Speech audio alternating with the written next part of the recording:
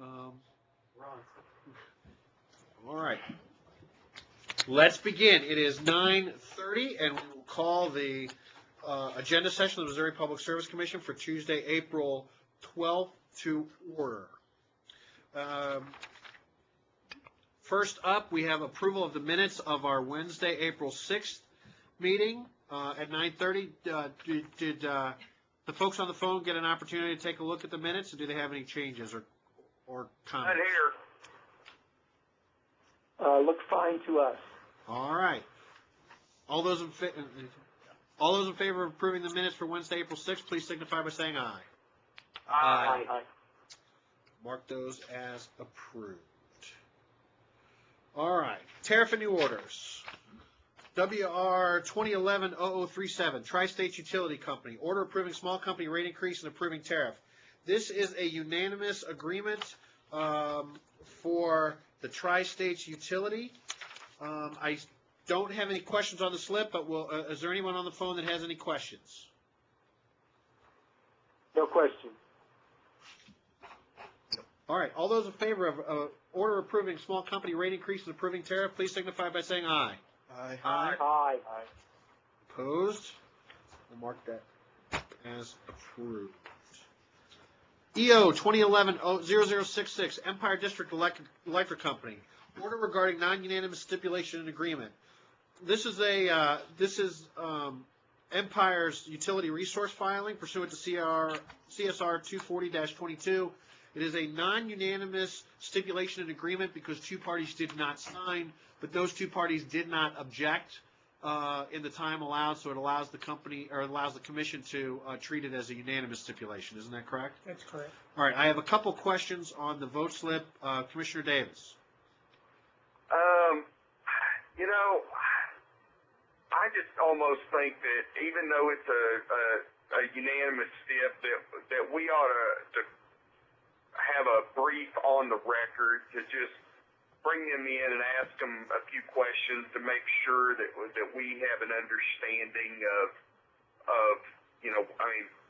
where Empire is headed. I think we know, in terms of, Plum Point, IATN2, and everything that they've done, but I just, thinking long term, I think we just probably ought to at least have it on the record to familiarize ourselves with it. But if I'm in the minority here, then I'm willing to waive that. Commissioner Kenny also had a question. My questions, I had questions, and then I saw Commissioner Davis's notation recommending it on the record, and I don't oppose that because that may address the questions that I have. My main question, and it may be appropriate for staff, was one of the issues was concerned with the load forecasting methodology and the lack of supporting data, and there's a recommendation of working with the advisory group and hiring an outside consultant, and I had some questions about that. And if we're going to do it on the record, I'll just save my questions for then. Commissioner Clayton or Commissioner Jarrett, is there any objection to withdrawing the order and scheduling it on the record? There's no objection to the on the record or withdrawing the order from either of us. Okay. I will remind the Commission that Empire's rate case is going to be starting on May 23rd. So, if you want this as a separate proceeding, I'll take it on the calendar. Let's try to giddy it up. I don't think we need to have a lot of time for it. But we do it during another agenda. We could do it during an agenda, or we could do it on the record. Well, will you get with the parties and work it out and try to figure out a good date? I can notice it up and require parties who want to be here to be at an agenda session if you think you have a limited number of questions you can host. Commissioner Davis, would that be acceptable? That'd be acceptable. Okay. Well, why don't we work on that? And so we'll mark the order as discussed, and we'll withdraw it for today.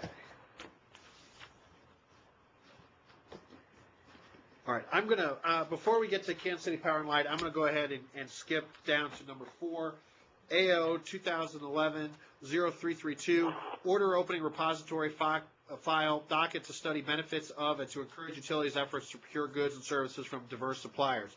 I'm going to turn it over to Commissioner Kenny, who was spearheading this, and let him give a short explanation of the order, and then we'll have any questions. Commissioner Kenny. Thank you, Chairman Gunn. And let me say that I don't want to say that I'm spearheading it alone. Commissioner Clayton has been actively involved in this as well. And the impetus for this docket is really several things. Commissioner Clayton has expressed an interest in the issue of supplier diversity. During the last MARC regional conference in Kansas City, when Commissioner Davis was president, we had a seminar or a session on this particular issue in which I think some folks from Ameren came and presented, and it's been an issue that I've been interested in since before I came on the commission. And so, and then at the national level, our national organization, National Association of Regulatory Utility Commissioners, has recognized the significance of this issue and has created a subcommittee to deal with utility marketplace access. So we've opened this repository file really just to recognize that Missouri's ratepayers come from many diverse segments of society, and we're hopeful that all of those different segments of society are provided an opportunity to compete for economic development opportunities that our utilities make available. And ultimately, in that regard, the whole state benefits if we have a robust economy. And so this docket is really, or this case is being opened to allow interested parties to either inform us of what they're already doing. Some of our utilities are already making strides and efforts in this regard, and also to allow any other interested parties to make comments about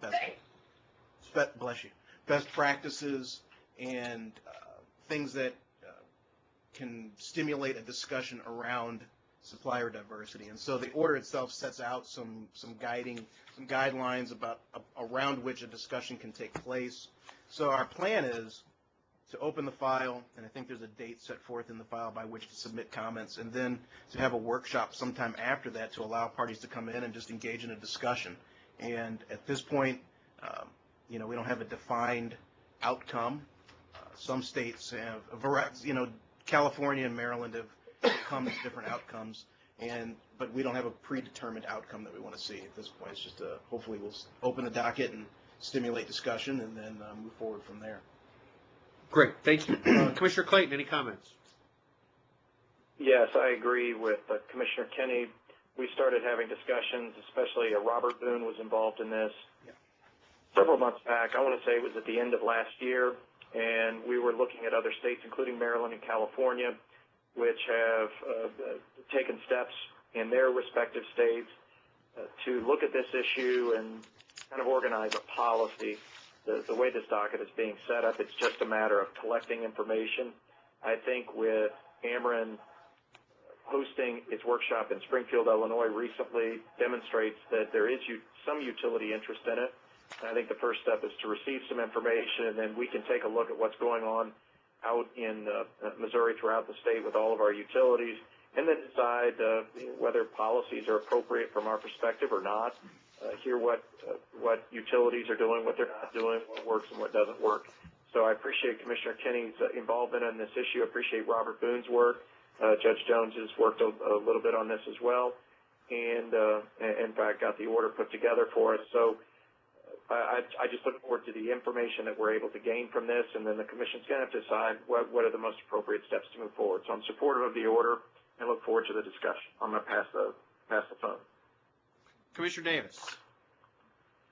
Yeah, I guess a couple thoughts. I mean, I'm fine with opening a docket and taking information. I'm absolutely in favor of us making sure that there is a level playing field. I think sometimes when it comes to procuring professional services, and I think there's more than just a little professional expertise. I mean, I've certainly heard lots of allegations of I guess what you would call cronyism in the past, where people leave the utility on one day and then come back as a consultant the next day. And so, I'm in favor of doing this, but I also think we need to measure the costs. And, we're going to measure benefits, then we're also going to have to measure costs associated. and so that we get a complete picture and can make an informed decision about what we're doing. And that's really all I have to say. Thank you. Commissioner Jarrett. No, I agree. It's a good idea, and I fully support the order. All right. Well, all those in favor of the order opening repository file, please signify by saying aye. Aye. Aye. Aye. All right. We will note that as approved. All right. Mr. Chairman, I'm going to have a concurrence on this. All right. We will mark a concurrence to follow. All right, great. All right, now the main event. Judge DePel, Judge Pridgen, why don't you come on up to the table? So the tariff and new orders, ER 2010-0355, Kansas City Power and Light Company report and order. I'm also going to call up for case discussion ER 2010-0356. There's really nothing to discuss about the GMO case, but just because these issues cross, we want to make sure that we have that, and if anybody has any questions, we can answer that. So we have a 180-some page report and order in Kansas City Power and Light. There have been some slight, what can be characterized as typographical revisions from the final version that was emailed out yesterday. These were these are all non-substantive. We can go through them very, very quickly, I think. Why don't you guys go through them? I think we're talking about 6 or each, but they're very small typographical type errors. We'll go through those real quickly, and then I'll make one quick other comment, and then we'll open it up for any comments or questions. Judge Pridgen? Mr. Chairman, if I could direct the commission to page 34, finding of fact 70, there is a phrase that begins, Pegasus Global was able, and I would insert the word to track cost overruns, using a preposition there. On page 53, finding of fact, should be under track changes, finding of fact number 144, the pronoun, the sentence begins with the word he, and I would substitute Mr. Heineman instead of he because the previous sentence referring to him has been stricken. Okay. On page 61, finding of fact 182, I would state in staff's November 2010 report, staff, let me make sure I get this correct, staff's disallowance is based, and then the rest of the sentence would read as is, and then after the comma, I would insert the word and staff's impression. Okay. And then recover would be changed to recovery. On page 74,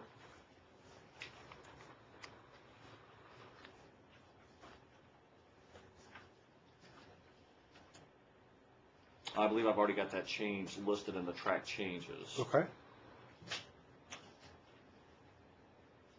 I believe those are all of my changes except for at the end in the ordered paragraphs. I would also, in the very first ordered paragraph, I would put that the non-unanimous stipulations and agreements would be approved and would order the signatories to comply with those agreements. Okay. And then I have some changes, again typographical on page 85, the word million under finding of fact 255 keeps sneaking in there. I keep striking it, but it will not go out in the final version. On page 104 in the middle paragraph, the word proved is changed to provided, and that may or may not show up on your copy. Does. On page 105, the words persuaded is spelled correctly. On page 106, we just capitalized the word return. And in footnote 569 on page 145, this is an added text in the footnote, I would just reword that slightly to say, where it starts, I would strike the word additional after containing, so it says containing revisions, and strike the word adjusting and insert the word to there. So it says containing revisions to its revenue requirement adjustment. Okay. Thank you. I'm sorry, I missed one. I apologize. On page 77, under the decision, instead of saying Iatan Turbine Building, I would simply say Iatan 2 Project to encompass everything. Okay. Take out 2.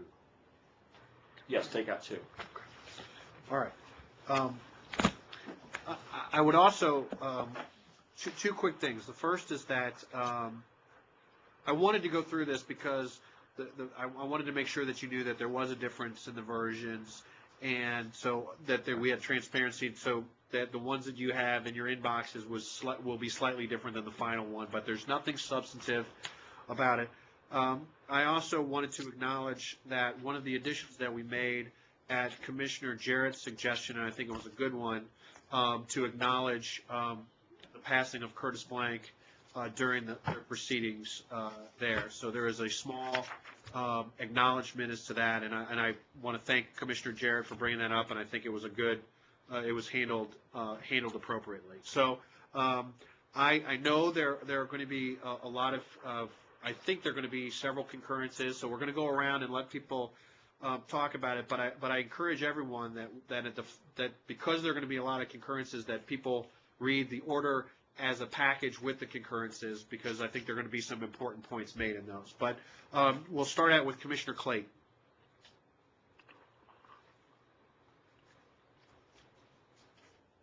I'm sure they're passing the headset. I have had an opportunity to review the report and order, and while I do not support every provision that's within it or every decision item, I believe the ultimate conclusions and the decision that we're making are reasonable under the circumstances in light of the fact that we're putting into service very large capital projects that are important to serve customers in this service territory. So I'm supportive of the order. I'm working on an opinion, setting out some agreement in certain principles and some concerns on some others, but it will not be ready to attach today. It will have to follow. I would note, as one of the two commissioners that were around at the beginning of the comprehensive energy plan on the part of KCP&L, while some parties may not see this process as a success, there has been a schedule of cases that have come about, an agreement in principle as to size and scope of this power plant, and there are expectations of each of these cases and the rate increases that would go with them. While parties may not be happy with the size of the increases, this case is not unexpected, and the power plant is now in service. So I'm supportive of that comprehensive plan process. I'm supportive of the stipulation that came from that, and as we work towards conclusion of that plan, I'm glad to see the plant go into service. So I'm supportive of the order, and I'll have an opinion to follow. Commissioner Davis. Yeah, I'm going to agree with Commissioner Clayton. I mean, I think the important thing here is that the plant has been built. It is now, in operation, and it's going to be, the cornerstone of electric service, in that area for the next 50 years. And it hasn't been easy. Thankfully, it's almost over, hopefully. But, these rate increases are necessary, and they are going to ensure that those customers have a reliable source of generation for, literally another generation or two to come. So, I'm like Commissioner Clayton. There are certain aspects of the order that, if I were writing it, I would probably do those certain aspects differently. I will have a concurrence to follow, but in the end, I do think that this is an equitable decision. So I support the order. Commissioner Jarrett. Yes, thank you, Mr. Chairman. Overall, I do agree. This is a good order. I agree with both what Commissioner Davis and Commissioner Clayton said. It's been a long time coming, and it's good to see that this plant has finally come to fruition, and it is going to provide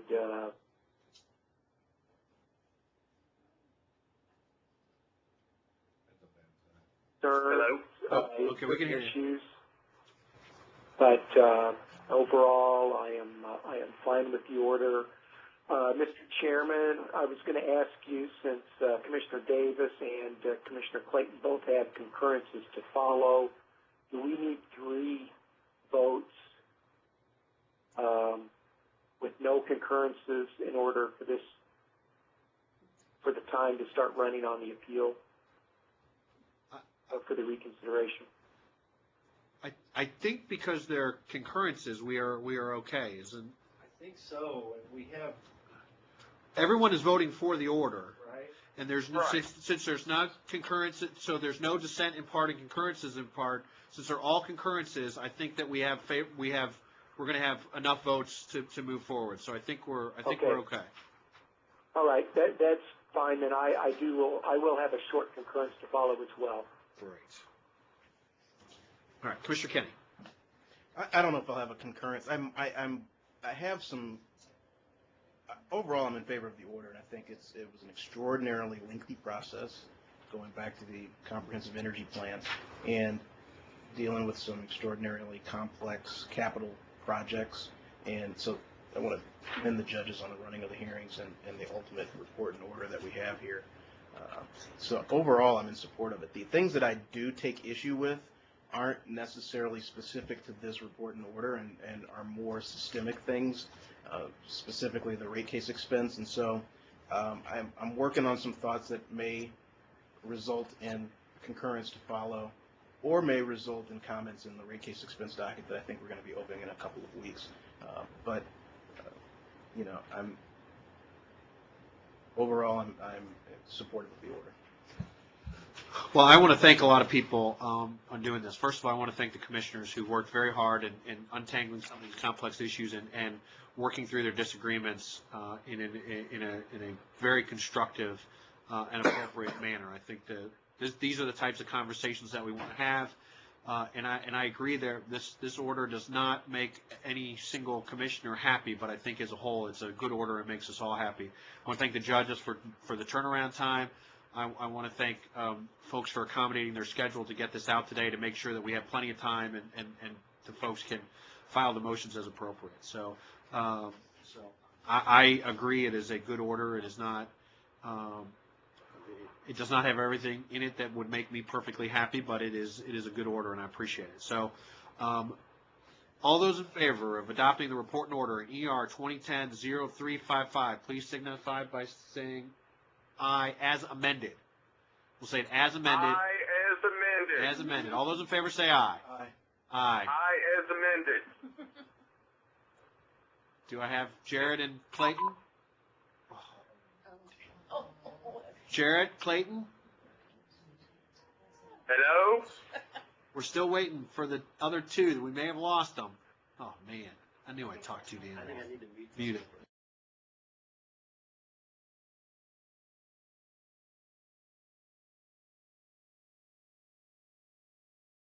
Aye. All right. Thank you very much. Just before we adjourn and let everybody go, probably in about an hour or so, the nuclear siting bill is going to be debated on the floor of the Senate. It could take a long time, or it could be a very short time, and maybe, who knows. But that's the only bit of legislation that we have outstanding. If there's nothing else, we'll let everybody go about their way. Is there anything else for the good of the order? Mr. Chairman, can I inquire, are we going to talk about 356 next week? I mean, do we need to give the judge some guidance at all, or, We are, and that's a good point. It's the agenda next week is a Tuesday at 1:30, so it's a slightly revised time. But 356 will be on the agenda, and we'll start working through those issues. All right. Thank you, Mr. Chairman. All right. If there's nothing else, we will stand adjourned. Thank you, everybody.